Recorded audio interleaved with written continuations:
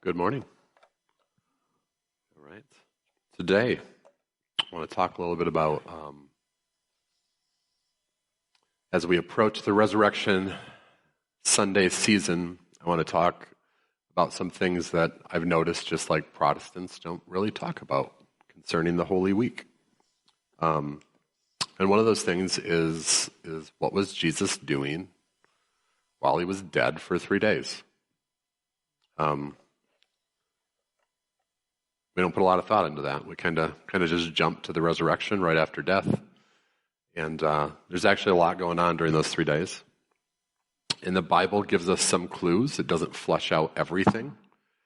But in the process of doing this, I was talking with somebody about it. And in the process of doing this, I realized there's some words and some terminology that we use that we probably might want to flesh out a bit. And we'll get to that. But I think that we, as Protestants, we lose a lot of the power of what happens during those 3 days that he's lying dead. And we also, later on, we don't really emphasize what's going on with the ascension. And just going to kind of talk about those, because I think those are both very important things in this final stretch of what Jesus has done for us. So today we're going to talk about what he did when his body is laid in that tomb. And we know that Joseph of Arimathea gives him a tomb. We don't know if that was going to be his permanent tomb in their mind, or if it was just merely a tomb that was close by that they could put him in and keep him guarded. They were worried about the resurrection somewhat. They really thought people were going to cheat his body out of there. What's interesting is that when you read Acts, the Sanhedrin puts him in there. It sounds like they're the ones that actually carried him and put him into the tomb. And the Sanhedrin were not really his friends. So I think they were just trying to keep this thing contained and done with. And what's he doing when he's laying in there? We've gone over this many times here in church. There are a lot of things that Jesus came to earth to complete. There are the problems, the initial problems that we've talked about extensively from Genesis 1 through 11. You have the first rebellion in the garden. Remember that each of these rebellions has a physical component and it has a spiritual component. There's spiritual beings and there's physical beings that are participating in these rebellions that have effect on humanity. In the garden, we get stuck with sin and death, right? And then the second rebellion in Genesis 6, we end up with this explosion of depravity at a different level than what was happening. And we end up with what we currently have for demons. And in the third rebellion at Babel, which we've talked about and has even been brought up again as we talk about Jonah, we have to deal with the disunity of humanity, and we have to now deal with the powers and principalities. So all of these things are in place, and Jesus has come specifically to deal with all of these problems. Sometimes when we think about Jesus, we narrow it down to Jesus came to take care of the sin problem. And then sometimes we add on, and death. And so we just look at the effect of that. But what he came to do, when you read his life, Jesus was on a mission, and he does numerous things, and he's going to take care of all of these problems. And so we sing songs like Mighty to Save, and we say that he conquered death. What does conquered death mean? What does that actually mean? What does that actually look like? I'm going to talk a little bit about that today. So Jesus, when we think about Jesus, we think about the final moments of his time on earth.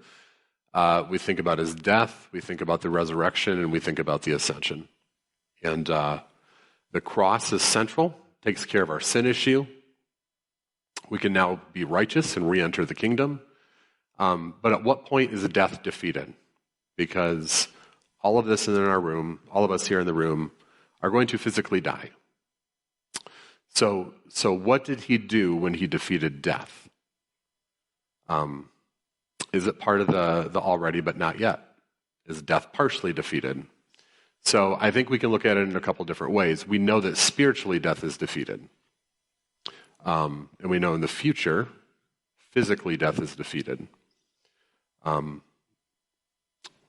How does Jesus take care of this? When I started talking to someone about this, we started talking about the afterlife. And the afterlife is tough for people because the afterlife ideas within the church and outside of the church are very much, it's a cultural thing now. I don't know if we actually know, a lot of us know why we believe what we believe and if we even believe what the Bible is saying. The Bible does talk about the afterlife. The afterlife was an issue. In fact, that was one of the main issues that separated the Pharisees from the Sadducees, was the fact that they couldn't even agree on the afterlife. So the afterlife was important to the thoughts of the people when Jesus is on earth, the time that Jesus comes. The Hebraic thought on the afterlife is that there was an existence of a place called Sheol. That is their name for the grave or the underworld. It can be used for both. And you'll notice in the New Testament, Sheol, when you look into the actual Greek and the Aramaic, Sheol, it goes back and forth with Hades. They're interchangeable. Hades, for us, takes us to a Greek mindset with Greek mythology and their idea of an underworld. It's very similar. There are differences, but it was similar enough that the fathers that wrote the Bible, that the apostles that wrote the Bible, used them interchangeably and seemed to have no problem using them interchangeably. So when we think about Hades, when we think about Sheol, what is this place like? So what we know is it was a place of the dead. We know it is under the earth. It's referred to as under the earth. It's the underworld. And there seem to be two compartments. There's Abraham's bosom or side. I don't really like saying Abraham's bosom. That just sounds I don't know. Whatever. That's just tradition. Some translations translate it as side. Abraham's side. And I think like they're coming to Abraham and there's comfort there in Abraham. They also refer to it as paradise. And then there's the bad place. There's the bad place of Sheol. And we'll talk about that. And then there's also a third term that's also we're borrowing from the Greek that the apostles refer to as Tartarus.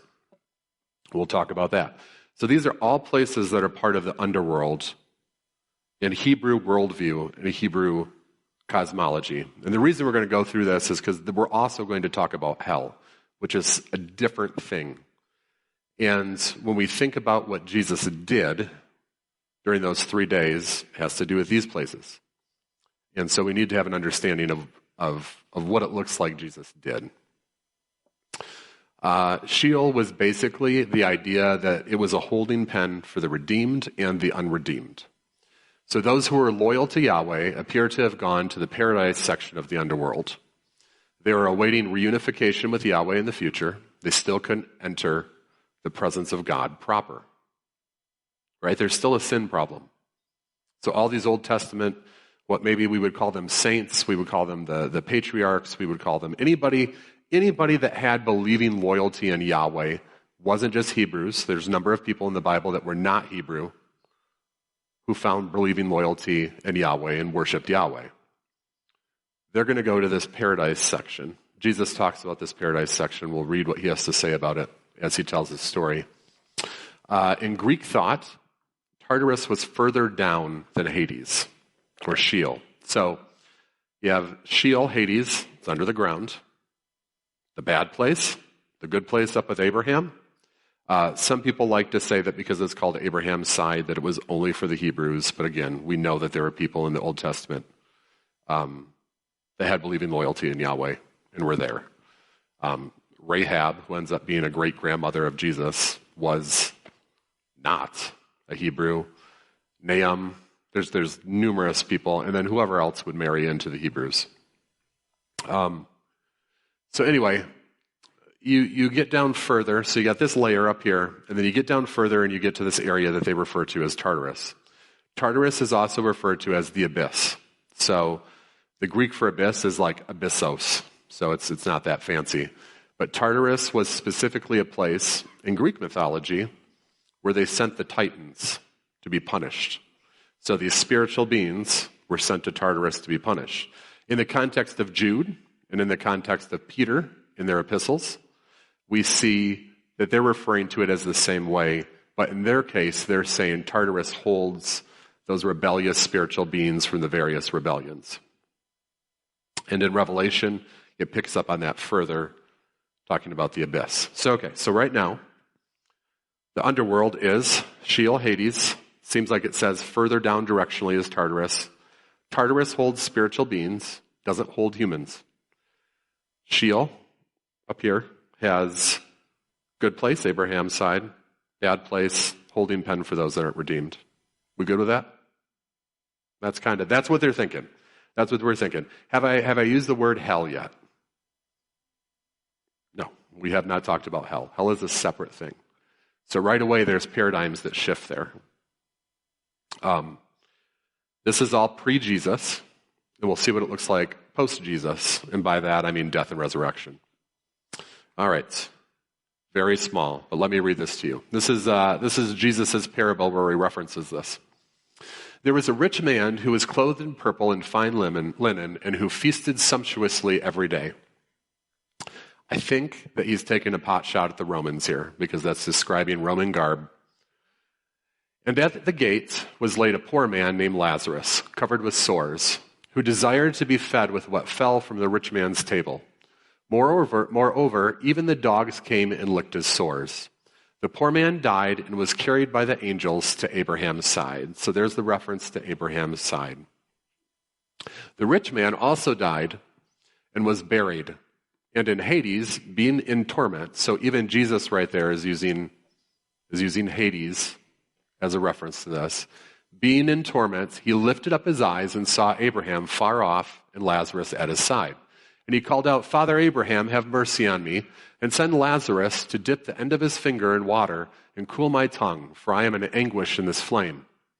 But Abraham said, "Child, remember that you, in your lifetime, received your good things, and Lazarus in like manner bad things received your good things, and Lazarus in like manner bad things, but he is now comforted here, and you are in anguish.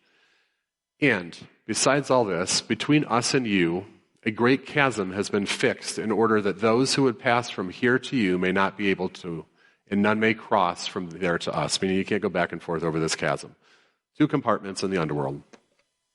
And he said, "Then I beg you, Father, to send him to my father's house, for I have 5 brothers, so that he may warn them, lest they also come into this place of torment." But Abraham said, "They have Moses and the prophets, let them hear them."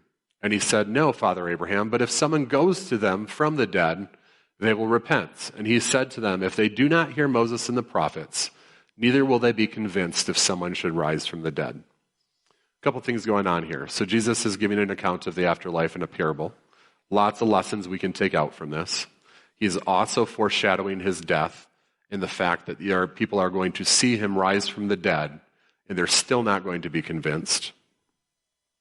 It's a lot of things going on here. But I mainly use this passage just to show this is a parable Jesus is giving concerning the nature of the underworld. So now we're going to look at Bible verses that talk about Jesus being dead. And some of them will be very specific about what he's doing, and we'll look at one passage that's it's controversial in nature as far as what it actually means. But these are pretty self-explanatory. Spoiler alert for the Jonah series. For just as Jonah was 3 days and 3 nights in the belly of a sea monster, so for 3 days and 3 nights, the Son of Man will be in the heart of the earth. So Bree has already started to talk about Jonah's descent, right? She talked about how the entire story, Jonah's going down. Things are going down. He has not hit rock bottom yet. Spoiler alert. But we will see that he is going to hit rock bottom, literally. And so Jesus right here is referencing, I'm going to be dead. I'm going to be in the earth. I'm going to be swallowed up, just like Jonah. Acts 2:24, but God raised him up, having freed him from death, because it was impossible for him to be held in its power. So there's some kind of struggle that went on during these 3 days. Death could not hold him. What that struggle looks like, I don't know. Some people like to do this whole Jesus descends to hell like a superhero. You bust the gates of Hades, and there's this fight that ensues. I don't know if it was that exciting. It could just be the Son of God in authority went down, took charge, needed what he needed to do. Maybe there was a cool fight. Lots of people always like to say that that's what he's referencing when he says the gates of hell will not prevail. It's not actually hell. You look at the word, it's the gates of Hades. Again, we got to get over this Hades hell thing. They think that Jesus broke the gates of Hades when he died. Could be. I don't know. Wasn't there. It'd be cool to find out. It'd be cool to watch. But God raised him up. It was impossible for him to be held in its power. Matthew 27, 50 through 54. And Jesus cried out again with a loud voice and yielded up his spirit. So at this point, he is dead. Then behold, the veil of the temple was torn in two from top to bottom, and the earth quaked, and the rocks were split, and the graves were opened. And many bodies of the saints who had fallen asleep were raised, and coming out of the graves after his resurrection, they went into the holy city and appeared to many. This is wild. I don't know exactly what to do with this. It sounds like when he died, these things happen, these physical things happen. We can talk about the earthquake, what the earthquake symbolizes. We can talk about the veil being torn. There's a lot of meaning in this. But what I want to focus on is at some point, I wouldn't call them zombies, but these believers came out of their graves and were walking around after he's resurrected. This tends to let me believe that when he is resurrected, then the power of death is defeated. That's the final thing. But at the same time, he's got the keys. So we'll talk about that too. So I don't know. So when the centurion and those with him who were guarding Jesus saw the earthquake and the things that had happened, they feared greatly, saying, truly, this was the Son of God. Acts 2:31, talking about Jesus. For seeing this, David spoke of the resurrection of the Messiah, saying, he has not abandoned to Hades, nor did his flesh experience corruption. So he wasn't left in Hades, but he was in Hades. Colossians 1:18, he is the head of the body, the church. He is the beginning, the firstborn of the dead, so that he may come to have first place in everything. So we're referencing to the first one coming back after that. Revelation 1:17, Jesus shows up, and when I saw him, I fell at his feet as though dead. But he laid his right hand on me, saying, fear not, I am the first and the last, and the living one. I died, and behold, I am alive forevermore, and I have the keys of death and Hades. So, he gets the keys of death and Hades. He is now master over that. Death no longer has power. If you are in Jesus, you don't have to worry about that. Ephesians 4. And this is the one that people can get caught up on. And we'll talk about the different feelings on this passage. Ephesians 4, I therefore, a prisoner for the Lord, urge you to walk in a manner worthy of the calling to which of you have been called, with all humility and gentleness, with patience, bearing with one another in love, eager to maintain the unity of the Spirit in the bond of peace. There is one body and one Spirit, just as you were called to the one hope that belongs to your call. One Lord, one faith, one baptism, one God and Father of all, who is over all and through all and in all. But grace was given to each of us according to the measure of Christ's gift. Therefore it says, when he ascended on high, he led a host of captives, and he gave gifts to men. In saying he ascended, what does it mean but that he had also descended into the lower regions of the earth? That would be the underworld. He who descended is the one who also ascended far above all the heavens, that he might fill all things. So they're referencing the ascension. They're referencing those 3 days that Jesus is in the ground here. The question is, when he ascended on high, he led a host of captives. What does that mean? And this is where people differ. And I can go both ways on it.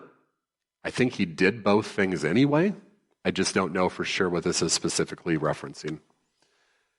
One take is, we've talked about this before, not very long ago. We talked about the idea of a Roman triumphal procession. Remember, I think Bree was talking about that. And they conquer, and they come back through, and as they come back through, these Roman centurions and the general, they lead captives. They bring the people that they conquered over. They lead them through. It's a parade. There's some shame to it, but it's a victory parade for those that were victorious. So some people take this, that when Jesus ascends out of Hades. He is bringing with him spiritual beings that are now no longer have power. And he is parading them through as he comes in the spiritual. Other people say that, and then the gifts, in the context of Ephesians 4, the gifts are spiritual gifts. So we know that in the context of the entire passage, that we're talking about that. So I don't really have any questions on that. The other people say that when he descended, he goes to Abraham's bosom and he frees all of the captives of death at that point. They are now free to go up with him. Which one was it? Yes. I don't know. It probably is both. Both of those things happened. I don't think we need to know necessarily what this is referring to, but we know that those guys in Abraham's bosom are coming up out of their graves with, I don't know how they looked. It could have been freaky. Could have been they just supernaturally got new bodies. I don't know. But they were up. I also know that when he's down there, he's dealing with spiritual consequences. He gets the keys to Hades and the keys to death. So there's also baddies that he's taking care of. I don't know which one. But we do know that he's doing both things. We know that the paradise aspect, what does Jesus tell the thief on the cross? Today you're going to be with me in paradise. And the word for paradise there is the actual word that they normally use for paradise, referring to that place, a garden, a beautiful place. Abraham's bosom was considered paradise. This is my take. I think when they died, I think they all went to Abraham's bosom. I think that's how the thief was with him in paradise that day. The atonement's made. People can now go into the sacred space that is God's heaven. That is where he lives. And I believe that's what he meant by the paradise. I think that Jesus went down Abraham's bosom side. There's nothing in the Bible that says that he went to the bad place of Sheol. But there are things that say that he went to Tartarus, which is that separate place. Is this too much stuff? I want to flesh out our afterlife. We haven't even talked about hell yet. We're going to talk about hell because I think we twist hell in different ways. Hell is simpler than sometimes we make it. 1 Peter, for Christ also suffered once for sins, the righteous for the unrighteous, that he might bring us to God, being put in death in the flesh, but being alive in the spirit, in which he went and proclaimed to the spirits in prison, because they formerly did not obey, when God's patience waited in the days of Noah, while the ark was being prepared, in which a few, that is, 8 persons, were brought safely through the water. Pastors tend to stay out of Jude, and they stay out of Peter because it's weird. They just don't go there. But we need to go there. Spirits in prison. Those are not human spirits if you look at the word. It's not spirits, like as in a human soul spirit thing. These are spirits. So, we know that he visited some spirits in prison. Where do we know from previous that the spirits are being held? Where are the spiritual beings that are under the earth, where are they held? We mentioned it earlier. Tartarus. So it looks like Jesus goes to Tartarus. And Jude actually says that he goes to Tartarus. So, spoiler alert.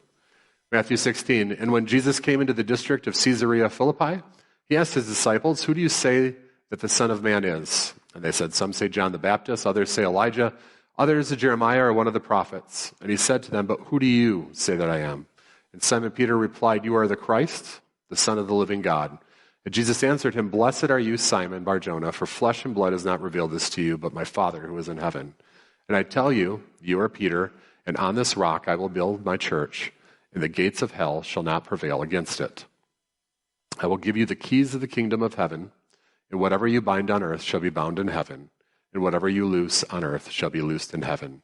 And then he strictly charged the disciples to tell no one that he was the Christ.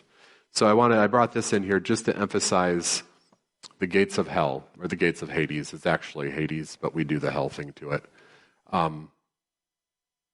There's that idea that I will build my church, the gates of hell shall not prevail against it.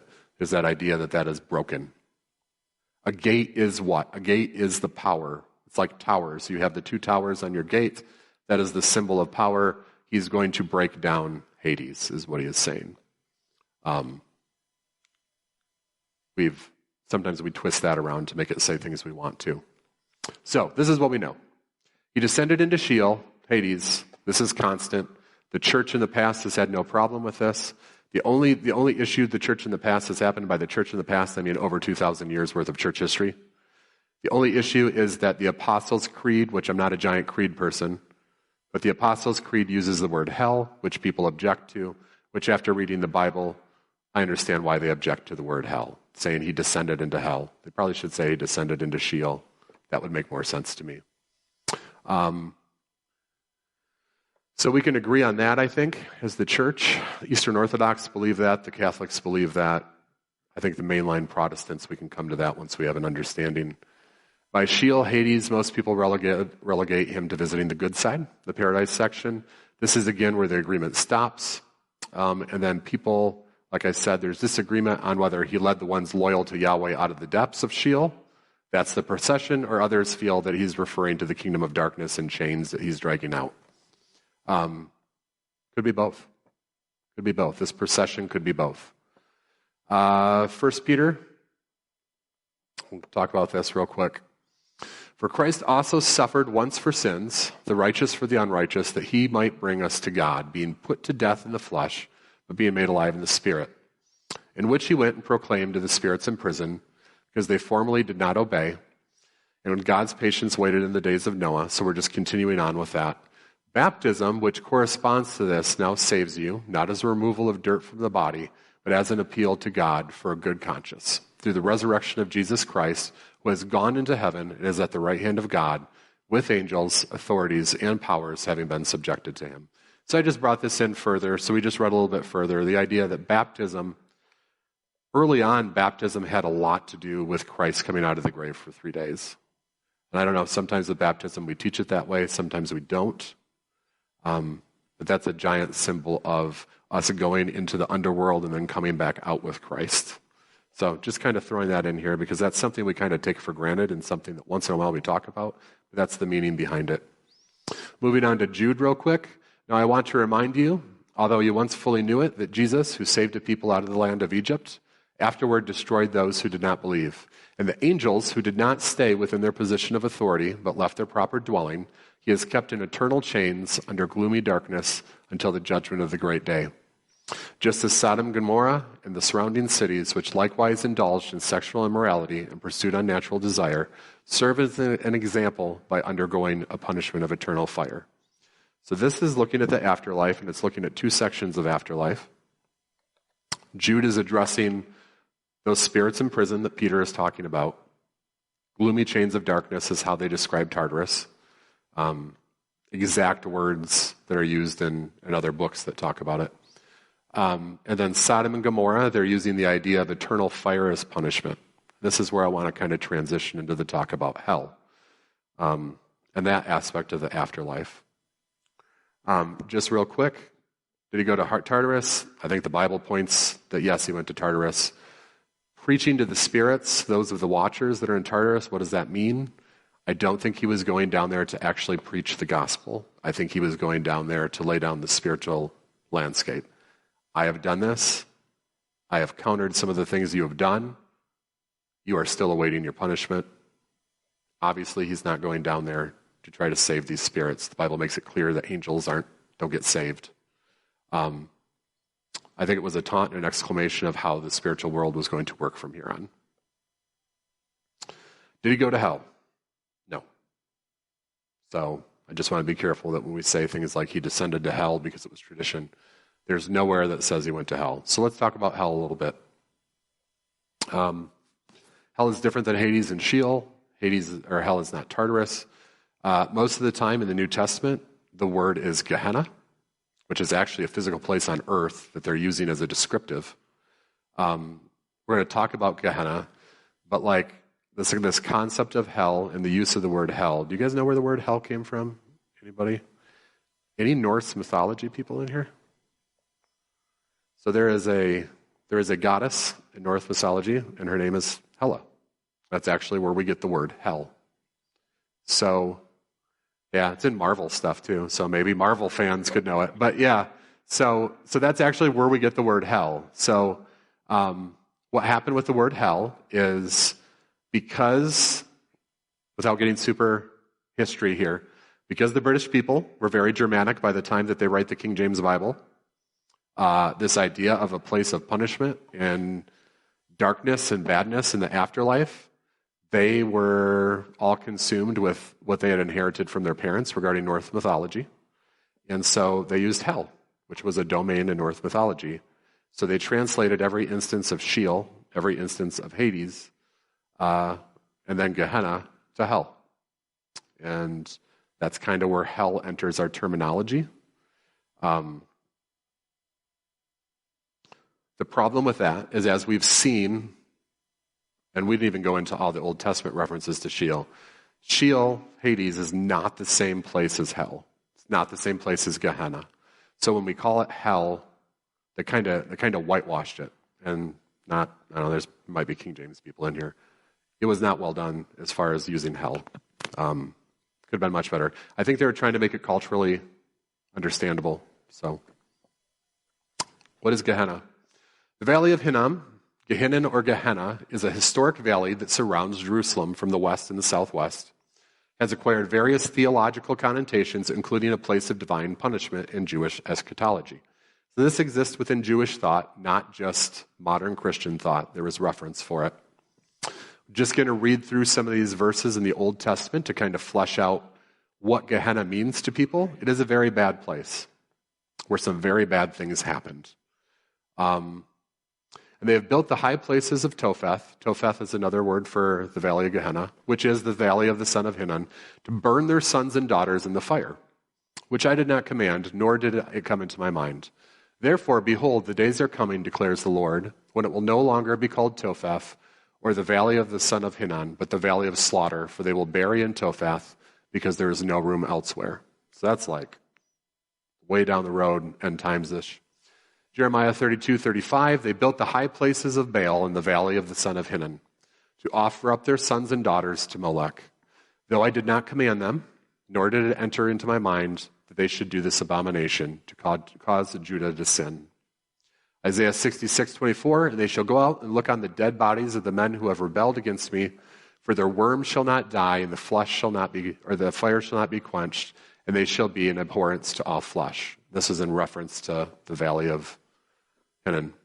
For a burning place, Topheth, has been prepared. Indeed, for the king it is made ready.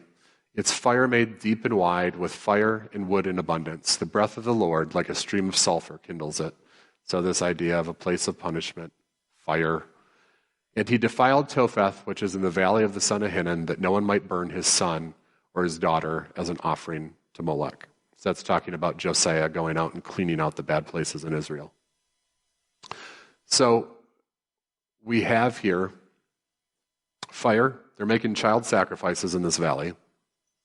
Sounds like there's a bunch of dead bodies from battle.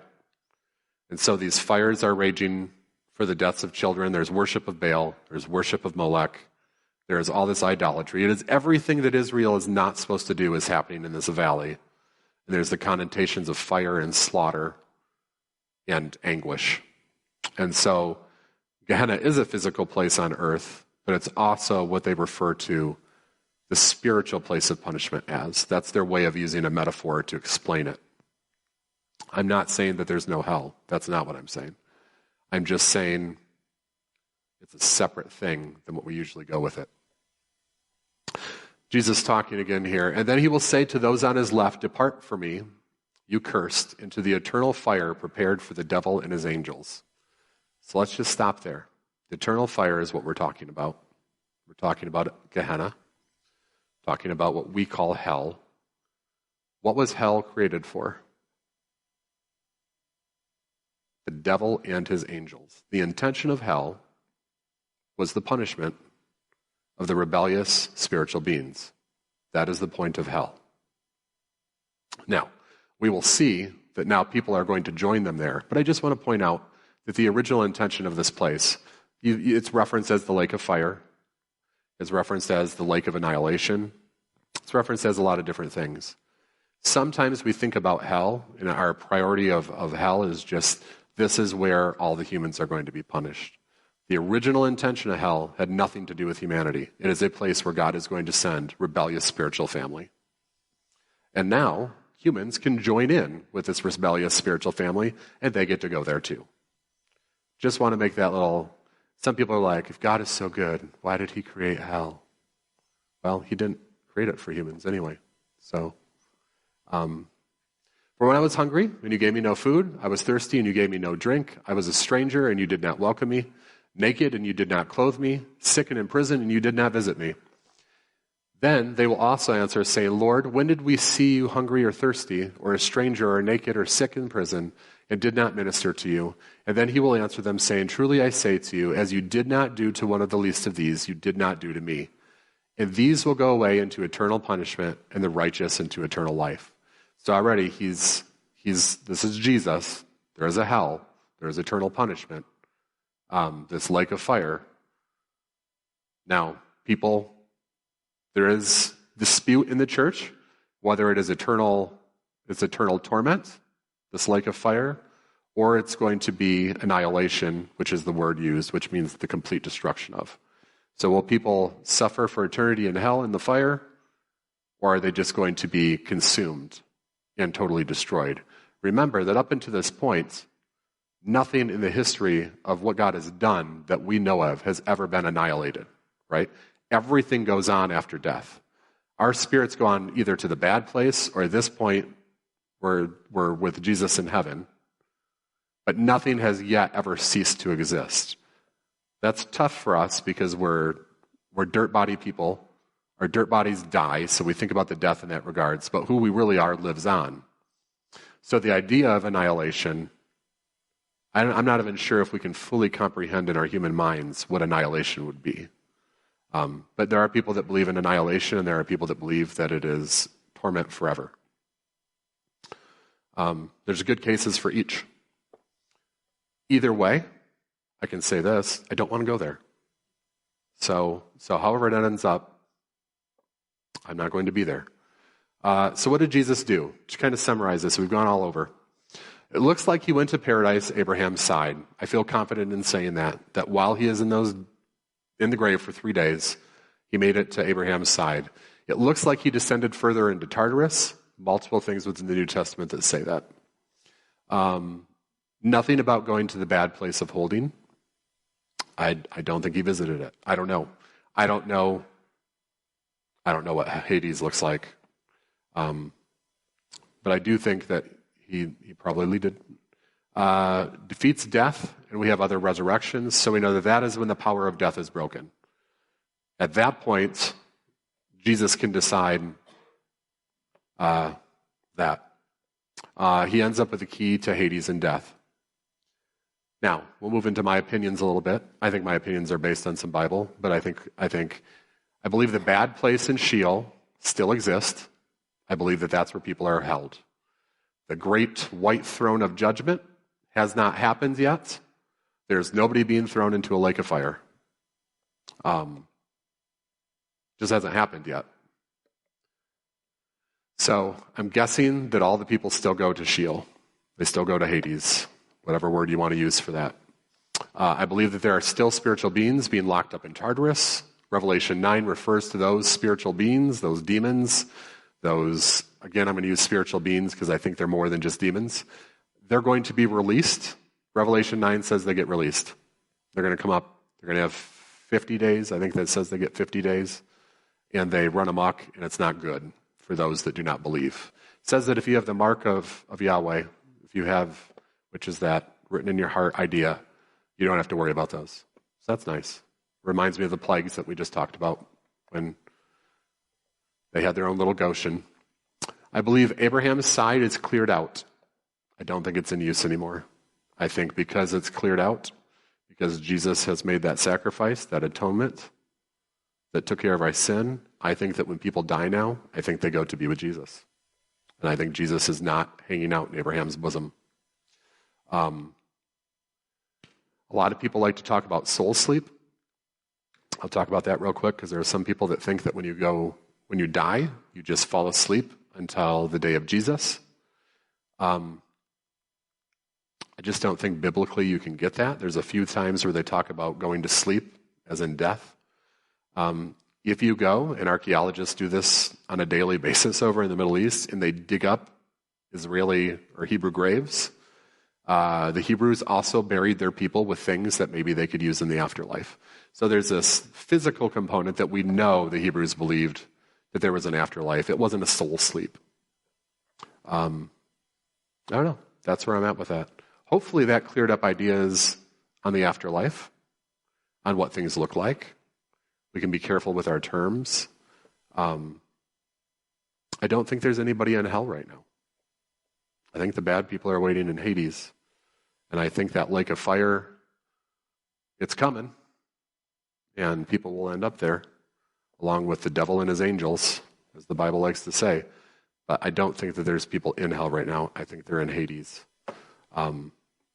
We get really weird with some afterlife stuff. And you still have people that, like, when you die, you become an angel.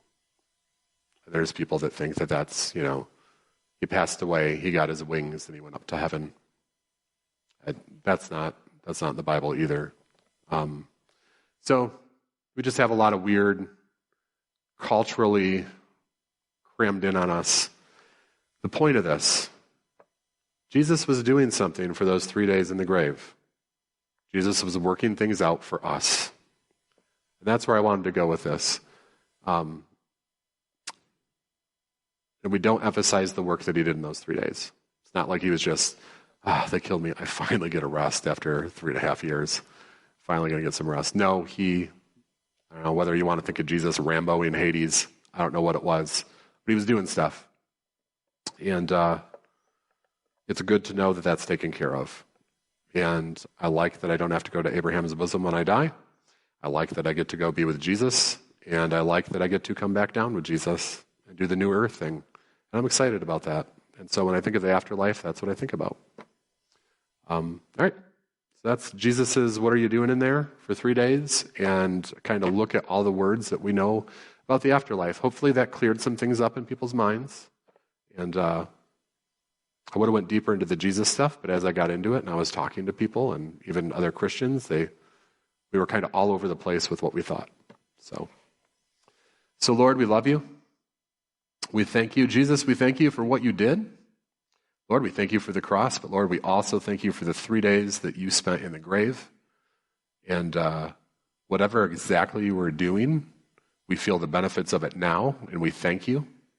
We thank you that you defeated death. We thank you that death does not hold us any longer, and that we will be with you when we die. And Jesus, we appreciate what you left to come down and do all of this stuff. What you left to come down and take care of all of these problems. We had made a mess of things. And thank you for cleaning up our mess. And thank you for inviting us back into the family. And thank you for inviting us back into the business of heaven and your goal for us. Thank you that we have a place to sit with you in the divine council when we die. And I just thank you that eternity is exciting. We love you, Jesus. We thank you for paving that way. I just ask that you would be with us as we go out this week. We love you, Lord. And in your name we pray. Amen.